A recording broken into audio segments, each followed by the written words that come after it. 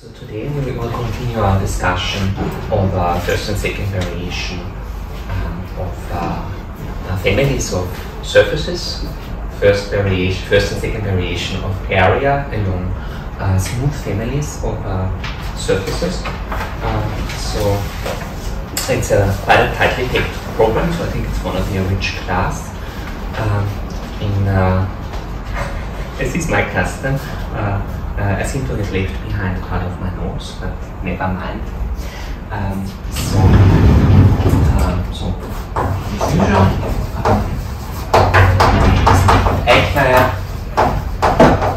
my pronouns are he and he. So this is lecture 8 in our class Topics in Geometric Analysis. And the topics of today will be the discussion of the first and second variation of area. We started this already in last week's class. So this is the first, second variation of area.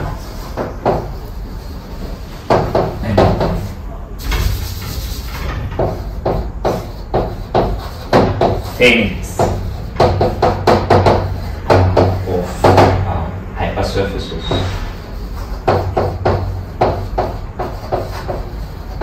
So, right, we've been talking about soap films and how soap films are special surfaces, in what sense they are special. So, soap films think, they are convinced that among all nearby surfaces, they are the ones of least area spanning a given boundary. And it turns out when you phrase this variationally, calculus of variations, so a Lagrange equation, that a surface, is a critical point for area along any variation of that surface that keeps the boundary fixed, if and only if it's a minimal surface. Its mean curvature vector vanishes. So in this class, we'll always only talk about surfaces that are two-sided, or the Möbius strip that's not two-sided, but surfaces that have a unit mono field. So that also enables us to talk about the scalar valued mean curvature of a surface. So that's the mean curvature vector dotted with the unit normal, which in our convention minus the mean curvature vector dotted with the unit normal. So look at the sphere in Euclidean space, what is its mean curvature? So when you take the outward point in unit normal, it would be n minus 1, where n is the dimension of the sphere. Well, sorry, it's n, the dimension of the sphere,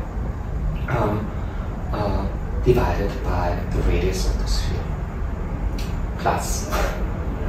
So it means that, I'm getting carried away. This is my way.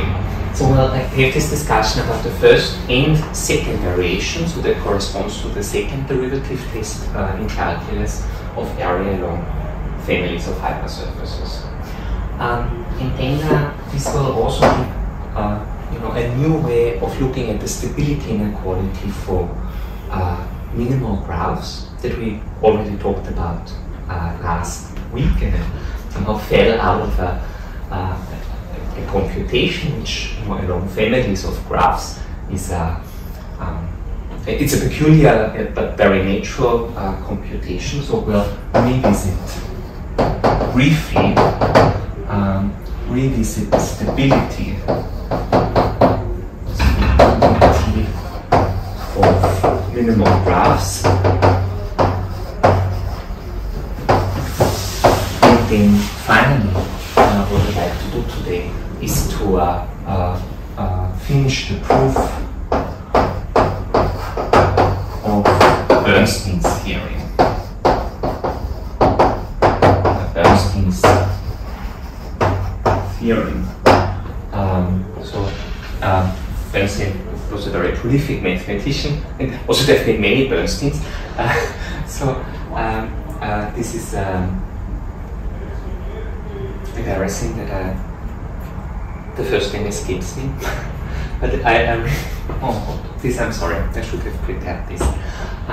So Gilbert knows, of course. So the time is 1970 to 1990. So it was a sequence of papers that he wrote when he proved the following result. So let U from R2 R be a smooth function. Satisfying the minimal surface equation. So the partial differential equation, quasi-linear, elliptic, partial differential equation, whose geometric content is that the graph of the function u, so sub-manifold of R3, is a minimal surface. So the equation is the Euclidean convergence of the gradient of u divided by the square root of right now for the gradient 1 plus length of the gradient of u squared is equal to 0. So smooth C2 to be enough, but it's needed and it's smooth for now. Then u is linear. So the graph of a linear function is the plane.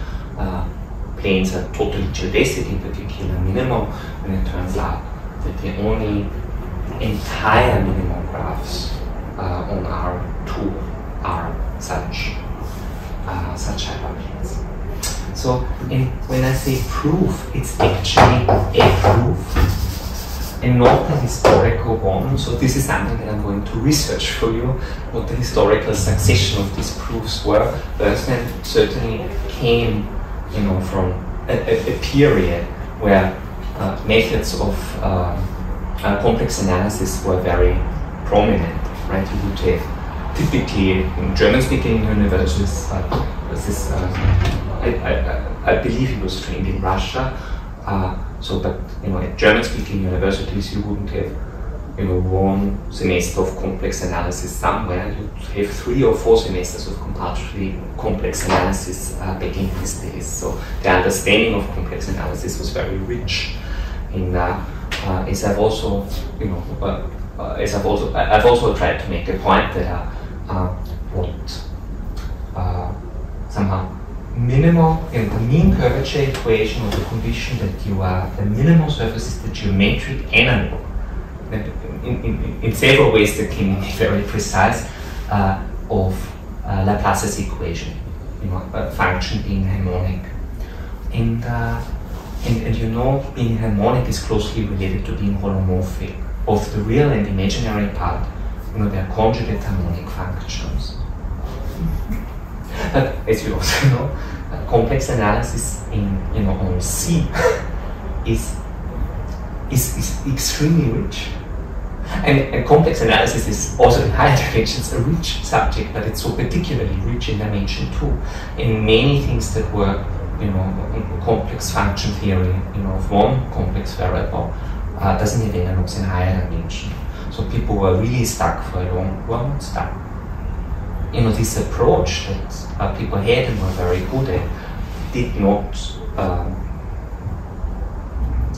extend in all the ways that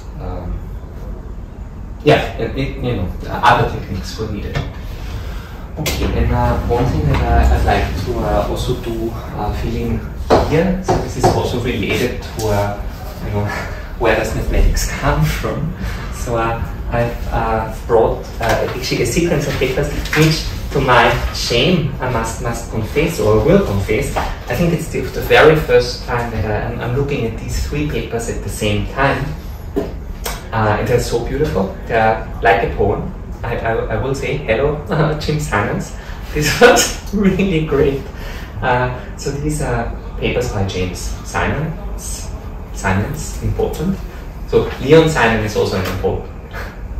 They're very important because in my mathematical life, Leon Simon is also a very important influence on me personally. Jim Simons, I believe we've we've never met personally. But of course, he's an important person also in my life. And he has these incredible papers from 1967 and 1968 where he settles several questions related to minimal surface theory on Plateau's problem, the Bernstein theorem, and he really lifts the classical theory to higher dimensions. I mean, this first two-sided note, it starts with the work of Fleming, along with that of D. Georgi, that the Bernstein conjecture. I'm going to read this to you quickly. For graphs in Rn plus 1 would follow from an interior regularity theorem for n minus 1 dimensional minimal integral currents in Rn. The work of Federer Fleming. Federer was born in Vienna in 1920. The work of Federer Fleming, along with that of, I have a book by Fleming that he autographed for me. He just sent it to me by mail. It was very kind. Along with that of Di Giorgi and Triscari. I don't know what Triscari is, but it must be important when his reference that he is probably with Di Giorgi. Has shown that such an interior regularity would follow from a theorem showing that the cone in Rn over an n minus 2 dimensional non-totally geodesic closed minimal variety in Sn minus 1 is unstable with respect to its boundary. So it's really our business. It's very beautiful.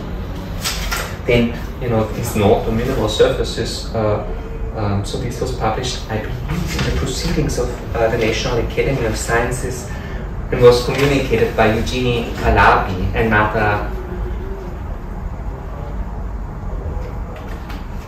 second to none 20th century mathematician. What I just read to you was communicated by Xin-Chen Qian. So Xin-Chen Qian is all I would say. He is a gentleman.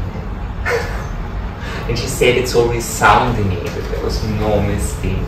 So he was a brilliant mathematician and an extremely kind and charismatic person. Xin-Chen Qian was also a PhD advisor of one of, my advisor is Richard Shane. Oh. So So in very many ways he's has been and continues to be my role model. And he said he had two PhD advisors. One is Leon Simon, the other one is Xin-Tung Yao. They're both incredible mathematicians. Xin-Tung Yao, also a Fields medalist and recipient of very many other awards, and just this outstanding mathematician. And then his advisor was Xin-Chen Qian. And Xin-Chen Qian's advisor was, and this is maybe not talked about so much, is Wilhelm Blaschke. And Wilhelm Blaschke is a brilliant Austrian mathematician. He was also sympathisant, so he dallied with National Socialists.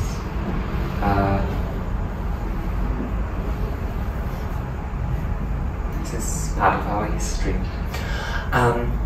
And Qian received his PhD at the University of Hamburg with Blaschke. So, and then there's this note that Jim Simons starts with. In one, Almgren considered the situation of a closed minimal variety age of dimension 2 immersed in history. So Almgren was Federer's student, and again Federer was forced to leave Vienna in 1938. And he wrote this book that is also second to none on geometric measure theory. So it's so beautiful and it's so scary. When you can write, when you are able to write a book like that, it's scary. Well, it's not only scary, I mean, it's also, I would have very much loved to meet him. He didn't, I need to tell you stories. So he didn't, he was very, very seclusive.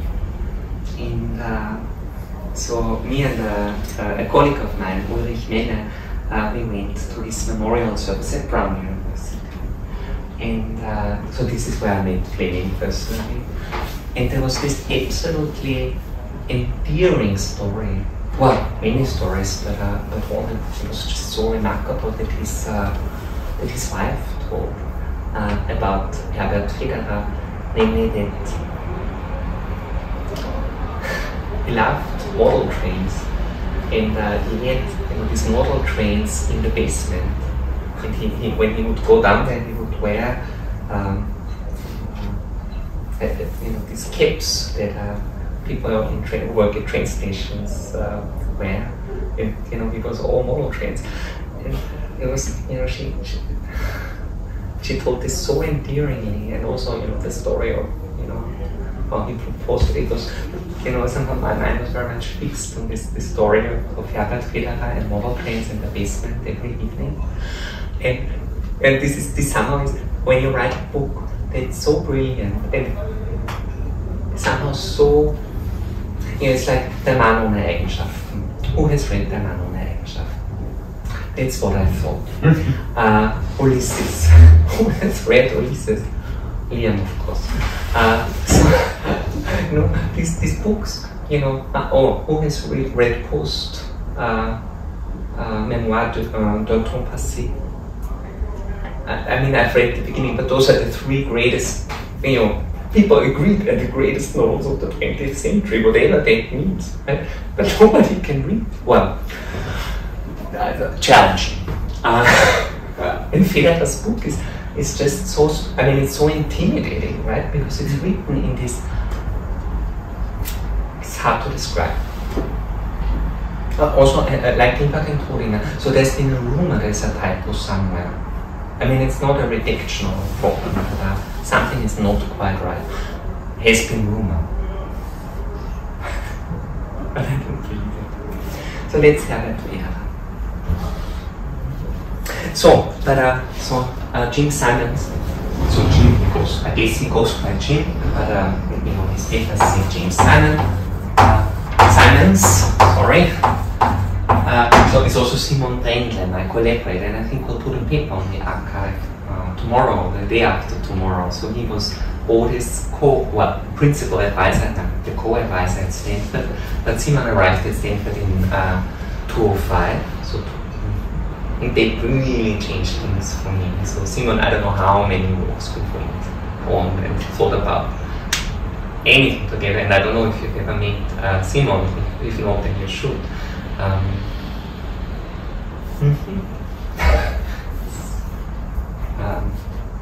Very, very brilliant. He's one of my favorite people. So James Simons in 1968 in Annals of Mathematics,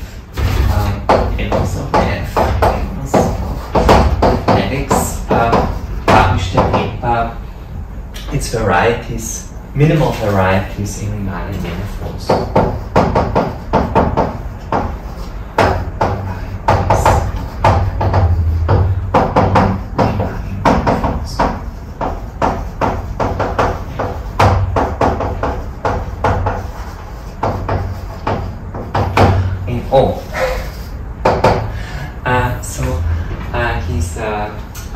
Actually, we are going to, you're going to see the proof of today, so please keep me on track.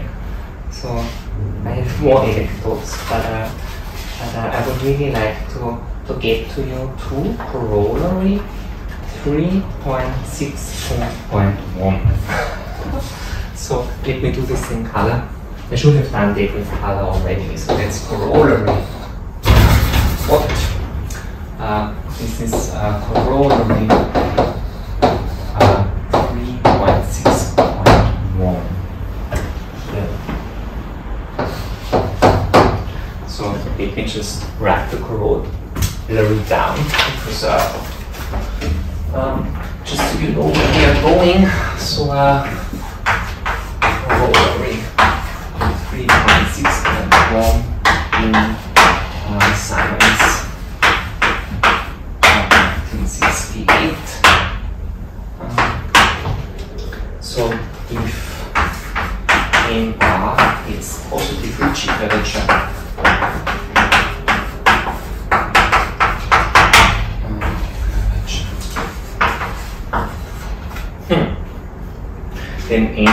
dimension 1 in any coordination.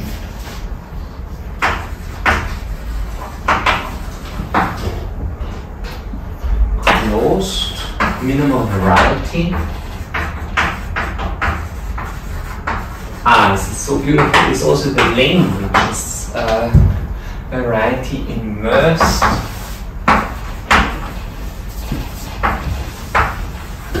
in M bar is deformable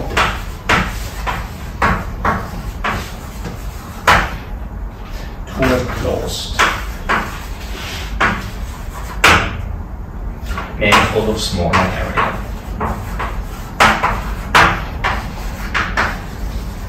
So what is actually proving is that any such critical point of area in a manifold of positive Ricci curvature is unstable. It doesn't pass the second derivative test. So actually shown. So any such minimum variety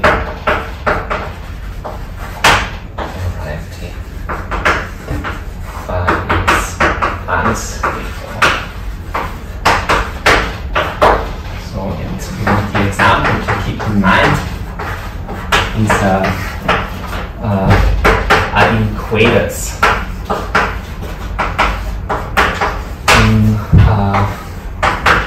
in Sn plus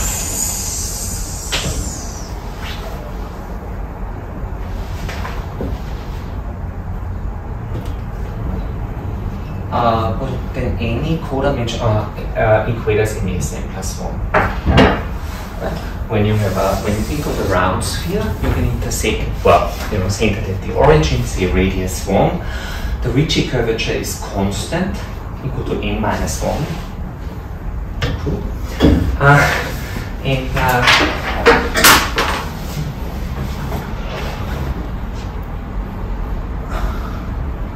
I'm sorry, it's not n minus 1, it's n. So all the sectional curvatures are equal, and the Ricci curvatures are a trace of sectional curvatures, n of them. And so manifestly positive Ricci curvature. So, and when you take the cross section, the intersection with a plane through the origin that cuts out any plane through the origin would cut out something isometric to a sphere 1 dimension lower. When you look at it, it's a minimal surface.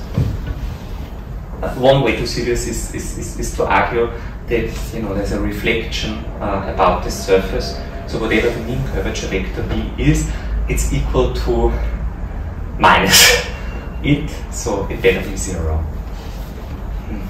But stable it is not. And why is it not stable? Because you can simply push it off of itself, right? By when you're intersecting with xn plus 1 is equal to 0, you can intersect it with xn plus 1 is equal to t. If you have familiar surfaces and when you think about how the area changes, then on second order you see that area decreases. Critical point again, this is clear that it is a critical point again, not just because it's minimal, but because many ways of looking at this. Yes. Okay, so variety meaning submanifold. This variety is means so codimension 1 closed minimal submanifold. And immersed means immersed, so you could self-intersect.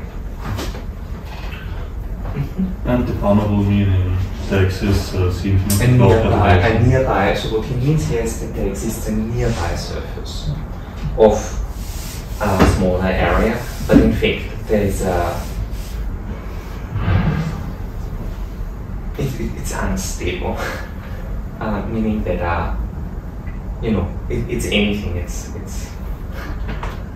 a closed manifold of smaller area that is as close diffeomorphic, isotopic families, anything you like, to the original studies. So this was part of this.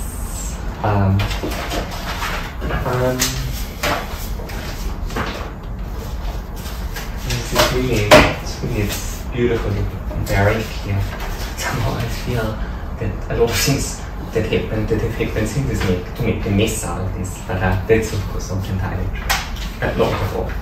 So I would like to now get to first and second variation for families of immersions, just to put this on formal purpose.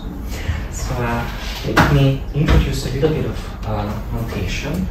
So, but then it should also be closed in a manifold of small but I guess that's contained in the deformant law, right? Because how would you deform it? That's of an entirely different type. Right. I see you've been spending a lot of time around people who are really worried that other people could mean something else by their terms. That's true. Yes, I know. So today, I guess this is not today, so this is really now. This is enough with anecdotes. How can I express this later? Let's do this. So, as usual, let group in Rn be open, and let I be an interval in R, and with such that 0 is contained in I, and typically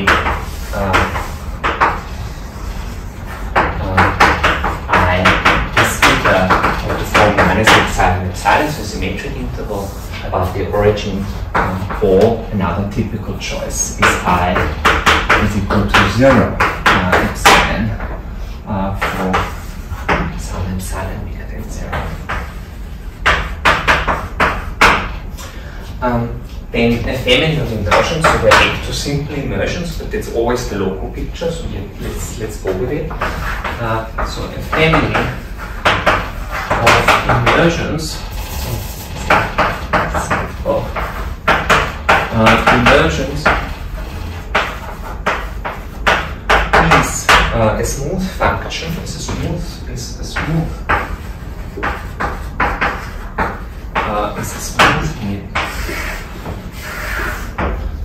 a smooth net phi from I cross U to Rn plus 1. Rn, sorry, this is still general coordination, such that the sections, so this is phi, this is when you is an immersion for every t.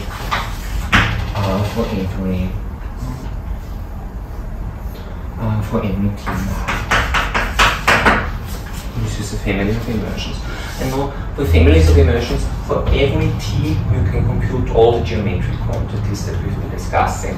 First fundamental form, second fundamental form, area, you name it, right? And they are time dependent, right? So you compute them by keeping t fixed, right? And you get time dependent quantities, right? And you can view them as smooth functions, jointly smooth functions, in R cross U or I cross U. So let me just, just to make it clear. So geometric quantities.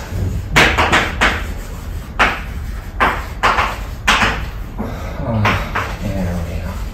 Well, I guess area is, from your student, from our, I guess we learn before we talk about the first fundamental form.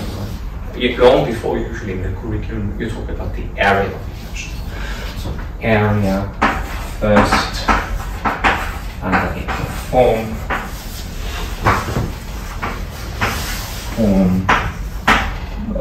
etc. So they can be associated with these immersions.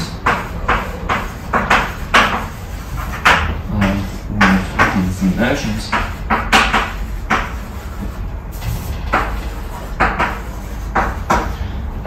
Depend smoothly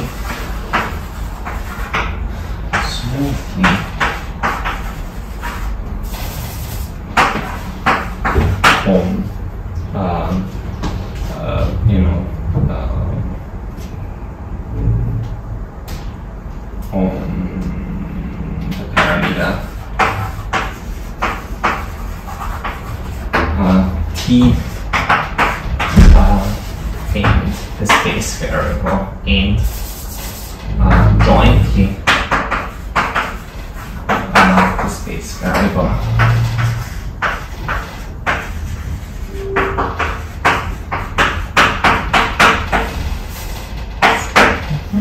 So, and what have an agreement that you know, we are going to suppress this time dependence in our multiplication.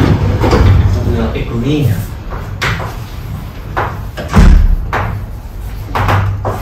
We'll agree that we will suppress. Will suppress this dependence.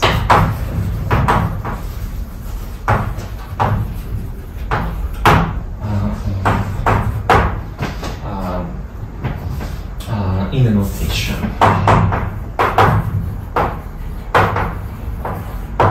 Below. Or else, if or else, if clarity demands it. So now my English is going okay. Two demands it. Demands it. Blank. The quantities.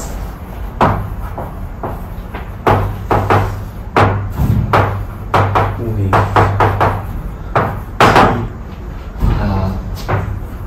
as a sub or superscript.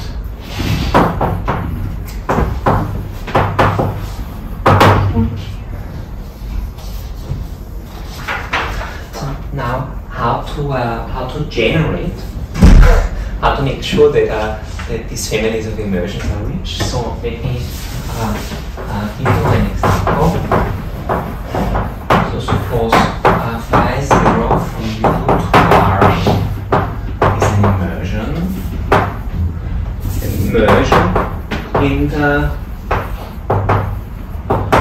And psi, so this is a vector field along this immersion. This is a vector field, a compactly supported vector field, I should say, a compactly supported, just for emphasis, compactly supported vector field.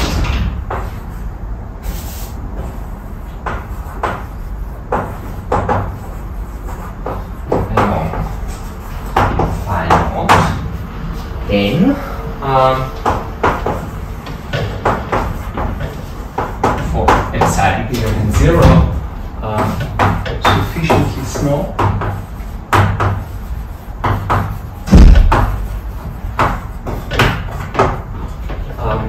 the map y from minus epsilon close to Rn given by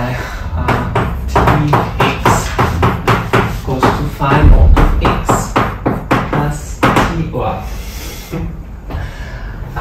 t times psi naught of x, psi of x, sorry, is a family of immersions. Right? What you need to make sure is that for every t from that interval, this is an immersion. When you think about it, what does it mean to be an immersion? It means that the differential is full rate at every point. It's an open condition that we call. What is U and what is U0, and are they different or?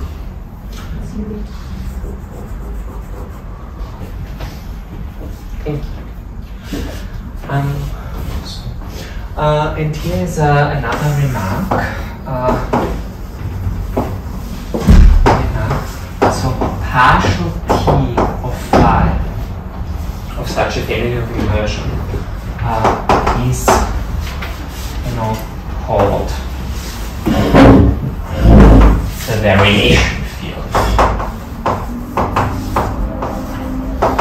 No, surprisingly. Right? So the variation field of such specific immersions would be psi. So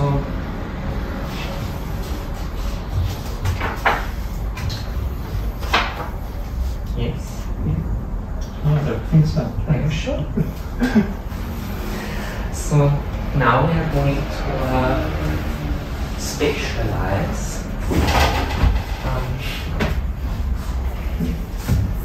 To specialize to the case where so from now on we're going to specialize to the case where the co-dimensions are 1, so the n is 1 larger in the dimension. So then note there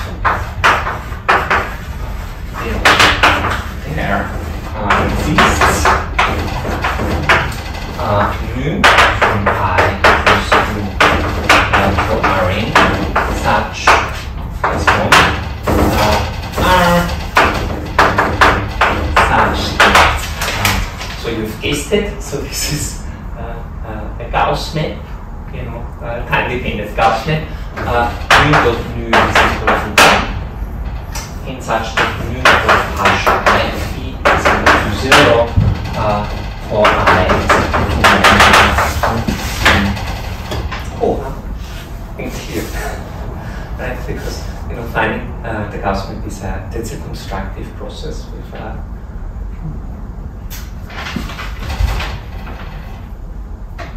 so we can decompose the variation field into tangential normal part.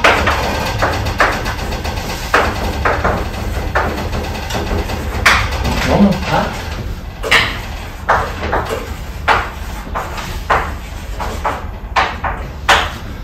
partial T phi, that's the variation field. There's a normal part, and a tangential part. So it's the tangential part is always of this form, and the normal part is always of that form. This is and this is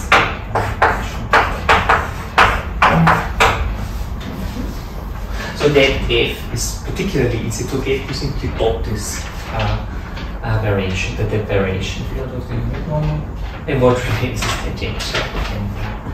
And that means essentially by definition these smooth functions exist. Remember, we can also give formula for them using the Christoffels.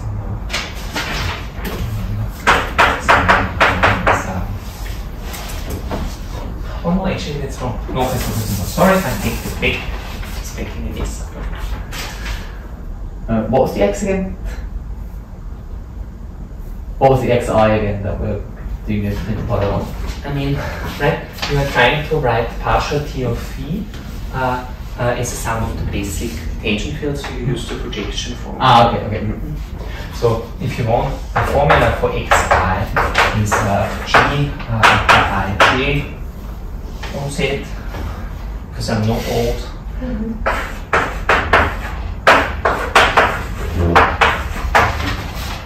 Ah, yeah, nice. And f is equal to so they are both manifestly, patently, manifestly smooth.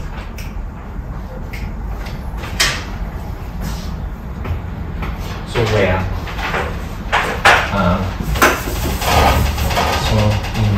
They are both smooth functions.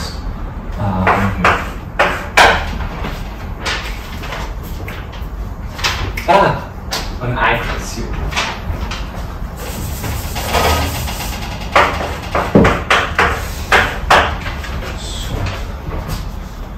Okay, so and now I would like to see how geometric quantities evolve, right, under time. So for example, partial t over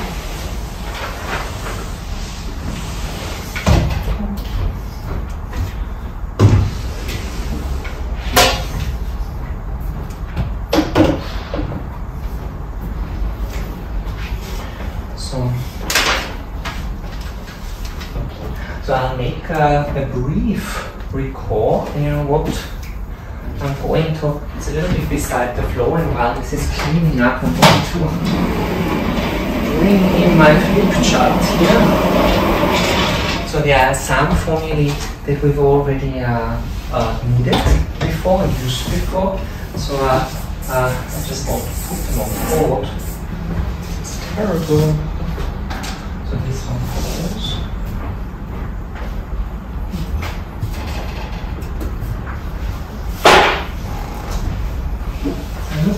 And melon just suddenly appeared. And Isolde will do that too. So please. I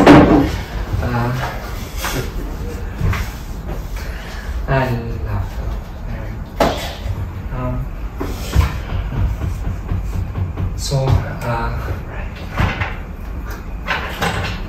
You can go ahead, please, it's still cold. So recall that partial I, G, J, K. How do I compute the components? The derivative of the components of the inverse of the first Hermannide form. So then minus, right? This is like differentiating 1 over f, right? If you differentiate 1 over f, it's f minus f, the differentiated divided by f squared, right? And the divided by f squared is f to the minus 2. It's those here. So it's J R K S partial I Gs. That's how it goes. And we've also discussed how do I differentiate the area stretch vector. Well, it's 1/2 times the area stretch vector. That's very encouraging. And then it's the trace 1ij partial L J of the derivatives of G. And then another formula that was super useful, we discussed it when we talked about the Weierstrass lemma. So this is when you are computing actually the Laplacian of the components of the immersion. This is where this is cropped up. GIK. So Einstein summation convention. This is equal to minus. I want to get it right, and I don't want to. So I'm going to put R is I want to say K R S. I'm sure that's one. Okay, let's see if I can do the rest. 1 over the square root determinant of G partial I square root of the determinant of G.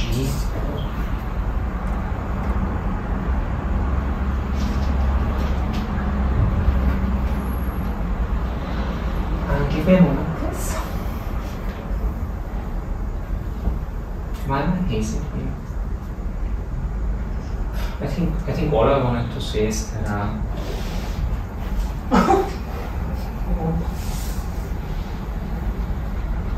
yeah, so I thought I. So this is partial I J partial J phi. So this is now just the Weierstrass-Lemma. So if you recall, this is the Laplacian. So this is equal to G R S A R S. So that's the mean curvature vector. We won't need the last identity, but that would be the Weierstrass-Lemma. Okay, so these are identities.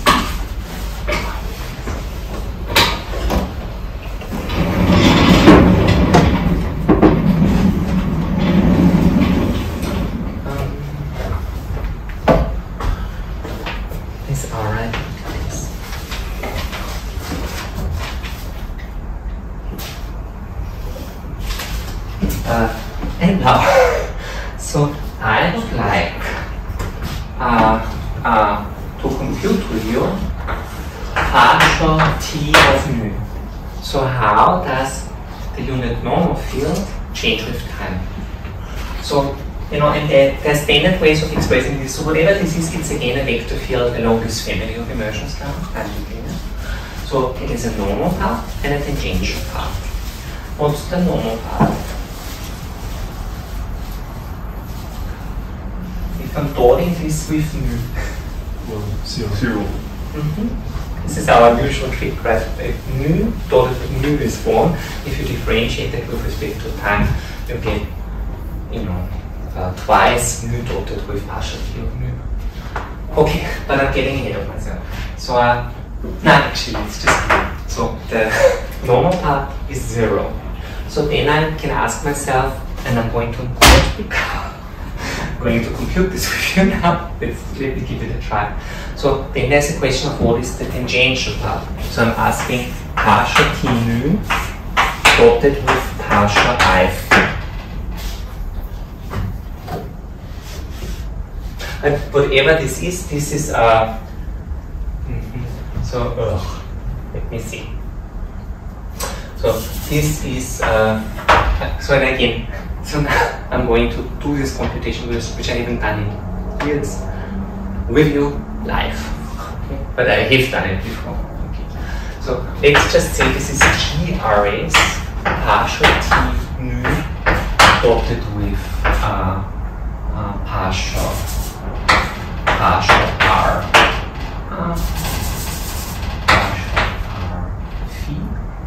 So actually, I think I can. It's safe to write I J here. I partial J. This is the projection formula. So this is something that I would like to compute. So now, you know, let's just throw the time derivative out. Mu dotted with partial I. You know, and this is reverse product rule. So we have to perform it back partial T partial I. Now this part here is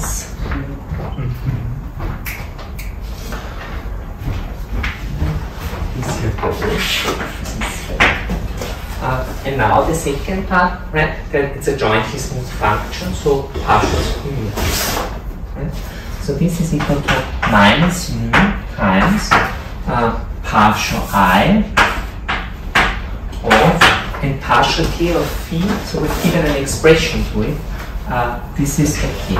So and now is when I regret calling it I, but let's just say xj not disaster. Partial J phi plus F dotted with mu. Why not? Okay. So this is when the partial I hits xk, what happens? Zero. Okay. So when the partial I hits that, what happens? AIK, the mean curvature field, dotted with minus mu, that's plus, I want to say, this is plus, no, not scalar, it's So why did the xk part is zero? hold on, I'm sorry, give me a moment. Okay. Say that again. No, the previous one, why did the Partial I xk, because the partial k phi remains and it's tangential and this is normal. Thanks. So xk hi, so this is taking part of these terms. Now partial I dotted with f, then the nu stays, minus nu dotted with nu is minus 1, right? So this is minus partial I f. And then we still have partial I, f times partial I mu dotted with mu is, what is mu dotted with partial I mu? That's zero. It's also 0. So we're good. So this is let me just, okay, let's set it out. So this appears to be G upper ij.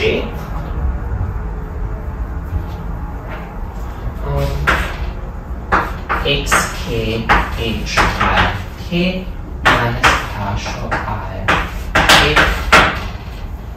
partial j. Okay. So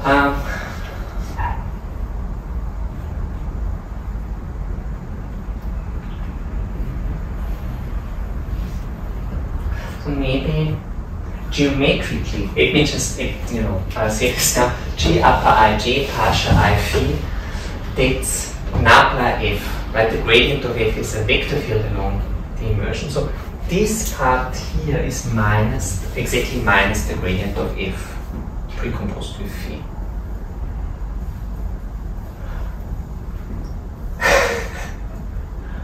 So it is a geometric meaning, but it's getting almost too far ahead of myself. So let's do partial t g I j. That's also a good one. So this is partial t of partial I phi dotted with partial j phi. So we can do all the things that we've just done. So why not?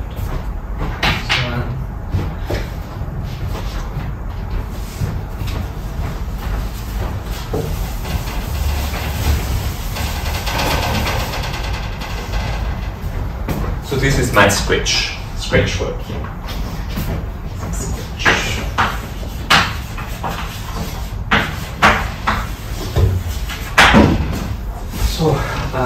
So the question I guess is what is partial? So if I want to compute partial I phi dotted with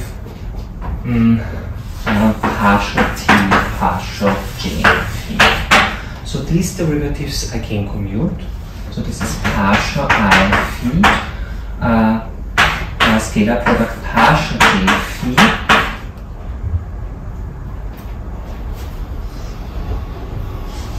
I'm sorry, give me a moment. So partial j of, so partial t phi, that's x k, partial k phi plus f. Yeah. That's just the partial t phi, that's the variation. Okay.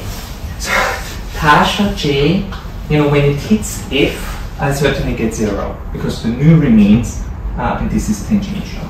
So that's something we're not going to worry about. Partial J hitting nu, right? That's second fundamental form, right? Dotted with partial I phi. This is exactly what remains as F H I J. So F H I J. So now we've taken care of that term. When partial J hits xk, that's also easy because that's, well, I mean, if this is what it is, partial J xk, partial I phi dotted with partial k phi, so that's G I k. Now there's one term that remains, partial J hitting partial k phi. Again, that second fundamental form, that this, big A J K. No, I'm sorry. It's not. These are Christophus symbols. Remember, I forgot to write the identity down. This is a. We gave it on video. What was it? Partial I, partial J phi, the tangential part, is gamma I J K partial K phi. This is how we introduced the Christophus symbols actually, as a component and with respect to the standard basis of the tangential part of the second partials of the inversion. Okay, so partial J, partial K phi, right? Dotted with something that is tangential, right? So I only have to mind the tangential part. So I can replace partial J, partial K phi by its tangential part. So this would be xk, this one here, and then the tangential part, so partial I, oh god, I'm sorry, I shouldn't say that. Partial I phi, give me a moment please. So partial J, partial K phi. So I guess there needs to be a gamma J K. Then I need an L, and then I need a G L I.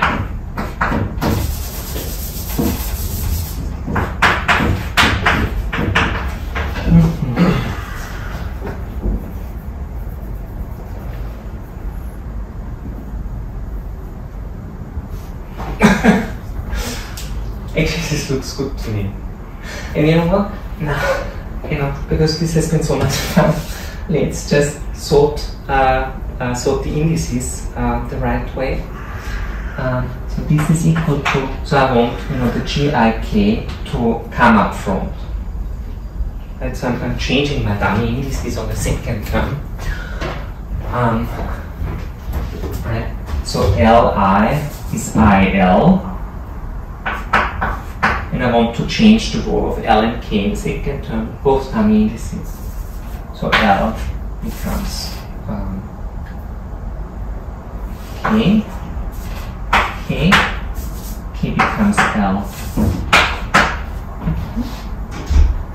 So this would be partial J x K plus x L gamma J L K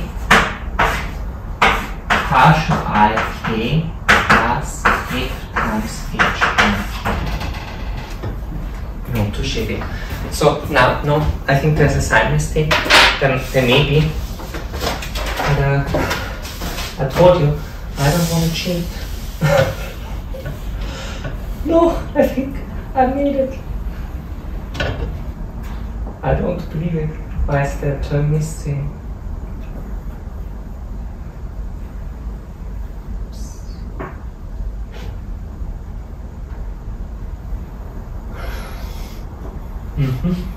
Yeah. So actually, no, there's not, I think it's correct. So we get two such terms, right? We get two such terms, and on the second term, the role of I and J is reversed. Now, this is symmetric in I and J, so if we add them up, we get twice this term. Now the question is what happens when here we change the role of I and J, right? So this is actually, so let me start with, this for sure, 2F HIJ. And, when we take this term here, and then the same term with the role of I and J.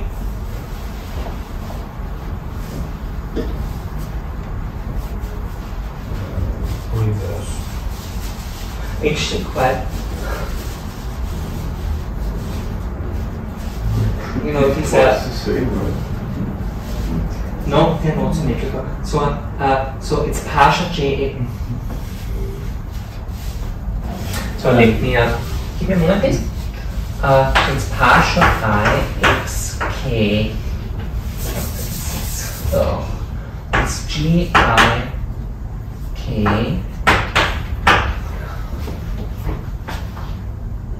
Yeah. So for some reason I chose some tiny code to write this as G I k. I k partial J x k. This is what we've already taught. Then the same thing with I and J reversed. So this would be G J k of partial I x k.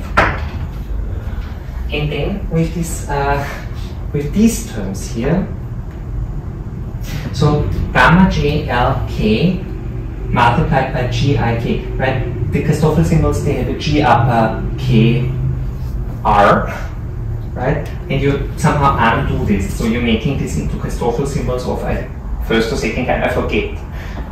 But it's gamma j l comma I, right? That's a half plus sum of first partials of g I j.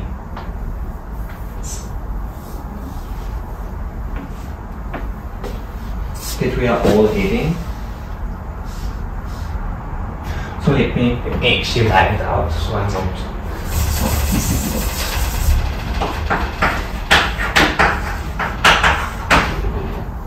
So this maybe this is too instructional. But I actually enjoy it. So this is plus. So this is plus xl gamma j l I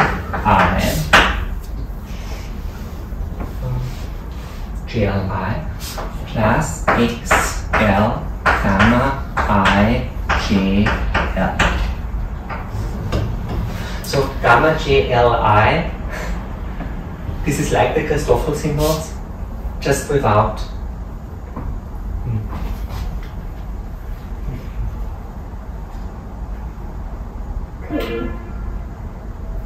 so gamma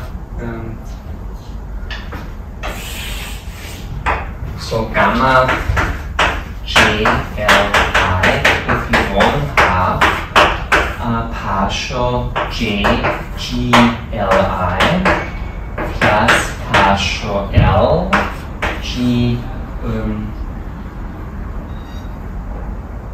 g I minus partial I g j.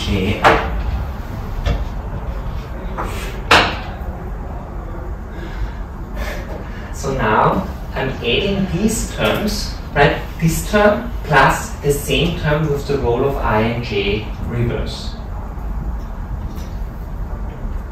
So this means that this term here and that term here with I and j in reverse, they mutually cancel. So what remains is 1/2 partial L GJI, that's metric in I and j, so that's undoing that 1/2. So this is equal to GIK partial JX k plus GJK partial IXK plus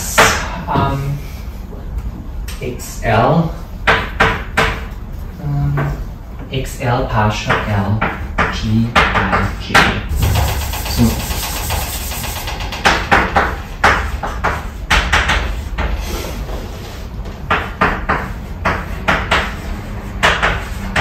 So the reason I'm kneeling on the floor, there's also someone who started this in my life, and that someone, I don't even know if he's aware, is Simon Donaldson, who I take a class from at Imperial College, and it was Simon Donaldson who told me to say hi to his altar. This is how I solved an I. It's because when I arrived at Stanford, after the first rush was over, Simon Donaldson told me, say hi to his older for me. And it turns out they're very close. Simon Donaldson in Spain. He at Stanford as a professor with his family, and his older looked after them. This is how I met his older, so you can read actually in what I'm saying here how they continued when I first met her. So, but this idea that you get covered all in chalk and that it's okay and that I'm not Simon Donaldson like you. But when I think about whatever gave me the idea that that was something that's okay to do, why not? It was him. Okay, so here we are. And this is how all of these computations go.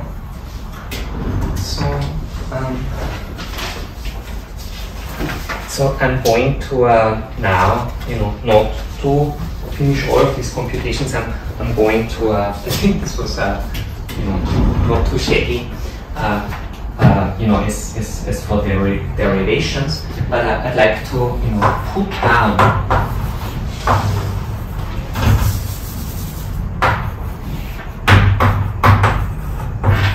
So you can compute. The derivation, how the area element changes with time, and it turns out this is partial I of the square root of determinant G xi.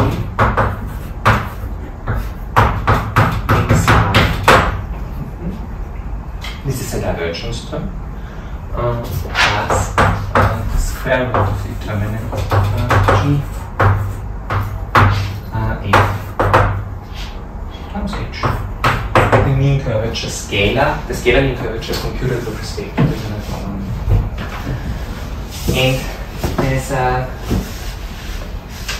one more term that's really important for us. So it's really important for us.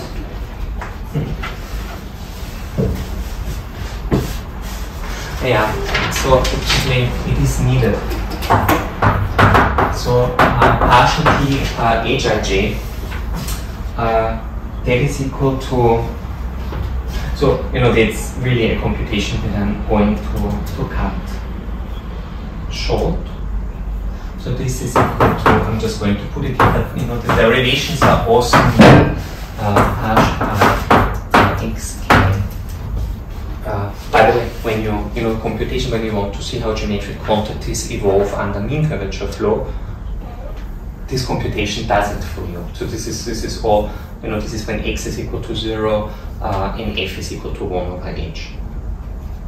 So this contains all of this geometric computation. It's very useful, I think. Yeah, not my idea, but actually I'm putting it together for you rather nicely. Yes, so candid. Hij partial G xk plus xk partial k Hij minus, so this is a Hessian term almost. So now it's Hessian Ig partial k n. So Riemannian geometers, so this is minus the components, Ig component of the geometric Hessian of f, plus, this is another final term, GRS HRI HSG f. So the point is, if you notice, this term contains the first, in the first line only x, and the second line only f.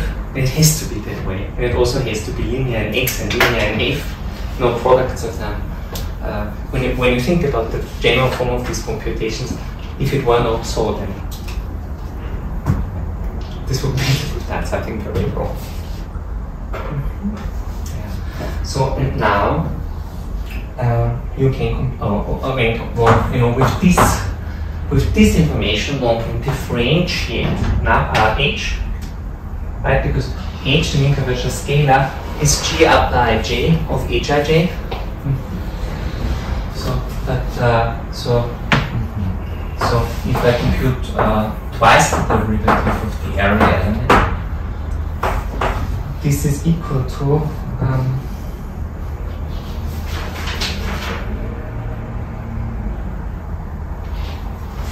so actually this I'm going to do this in a different way because it's more convenient.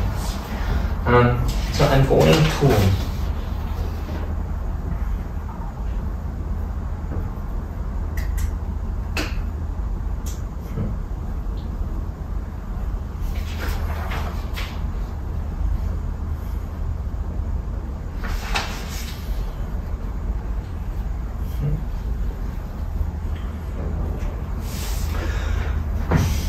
let me just see what this means geometrically.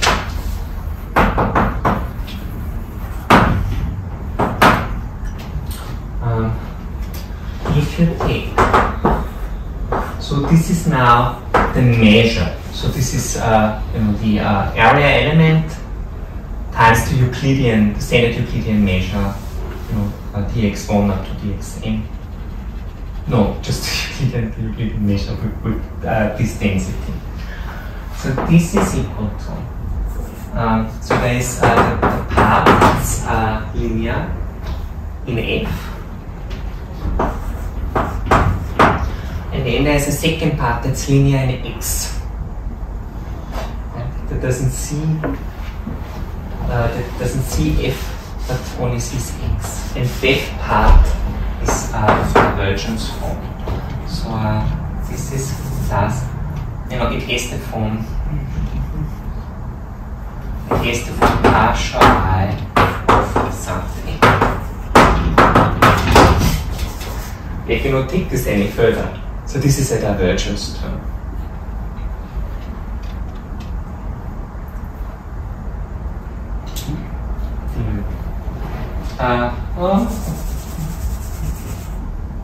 Okay, let me.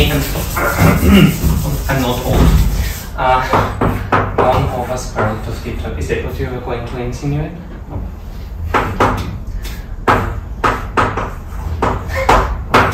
Partial I something. It doesn't matter what that something is, but it's a divergence term. It's definite.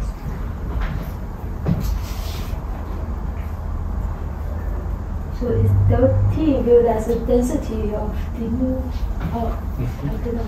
So d mu is I know the mu, but the delta T, so I don't know. Is this dxu? D is Euclidean, I see. But how about delta T applied to it? Just hitting the density. That's Thanks for asking. So that's number 1. And for the second derivative, so we can also compute the second derivative. So it turns out that this is, and I'm going to put it in geometric terms, this is f times the hypersurface Laplacian, the geometric Laplacian with respect to the Riemannian inner product of f d mu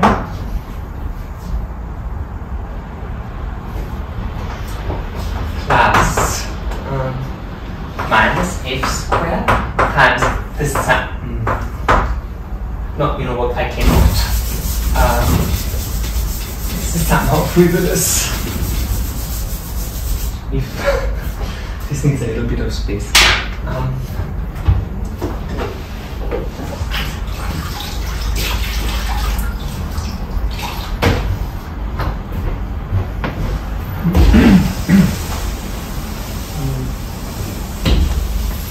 There's a nice event today at 5:30.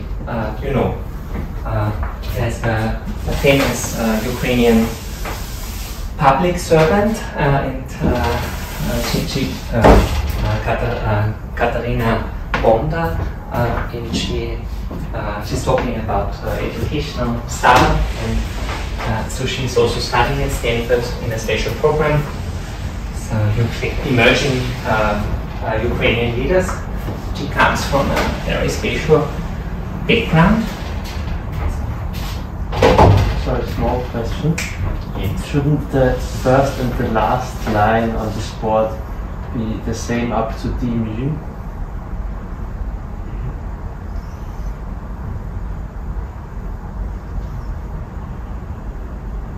They are. Yeah, no, because of the something. I mean, Yeah, so the something is, the point is, just want to point out, this one called a nectar. yeah. What it is. Because it's a divergence, and it goes away when we integrate it. Yeah. So, but you know, I'm almost out of time. Guys, I'm sorry, guys, I mean, you. It's okay, but actually, when you look up guys, it's actually a word that one should use rather fewer times than more times. It has some unpleasant history. Just look it up.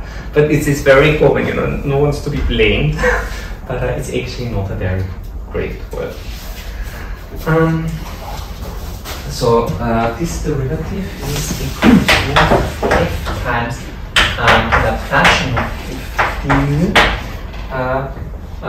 plus minus h squared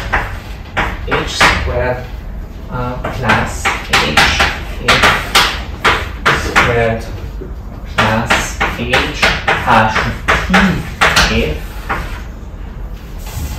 need anything d mu, and then again plus divergence terms.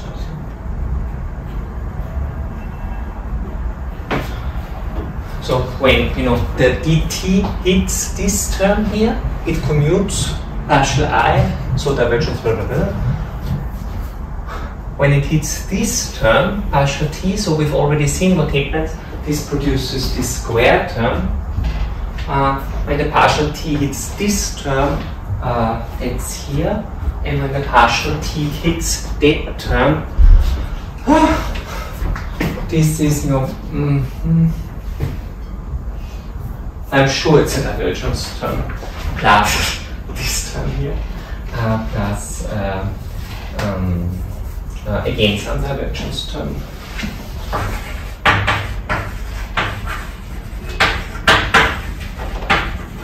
So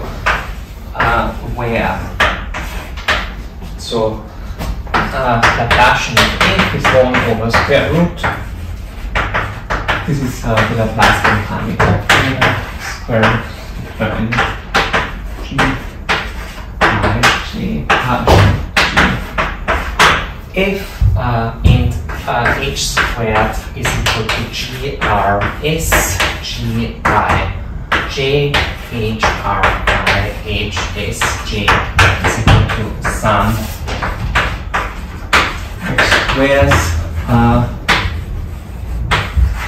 of principal curvatures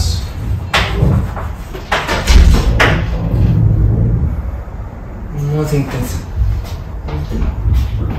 So these are really good computations in my opinion, and so now we are over time already. So I'm going to stop here. So these are the local computations that give immediately to the first and second variation of area along families of inversions.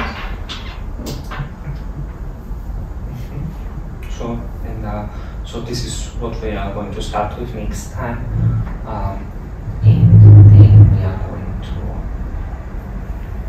talk about this corollary 3.61 from Jim Simon's seminar paper, and then we're going to prove the Bernstein theorem in dimension 2, and then somehow there's actually a different goal that we have in this class, namely the very first. I like your T-shirt.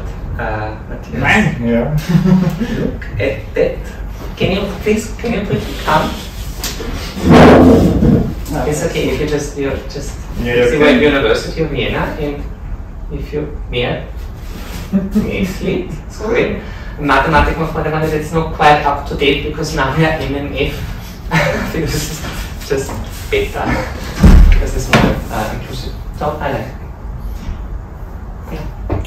occupancy theorem in dimension 2, and I figured out, you know, a little more about the history of this, of the proofs of this result, and then we are going to head towards, you know, Douglas-Rado, you know, the proof that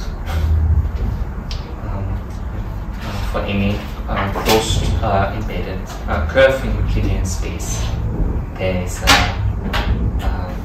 a minimal surface spinning. Thank you.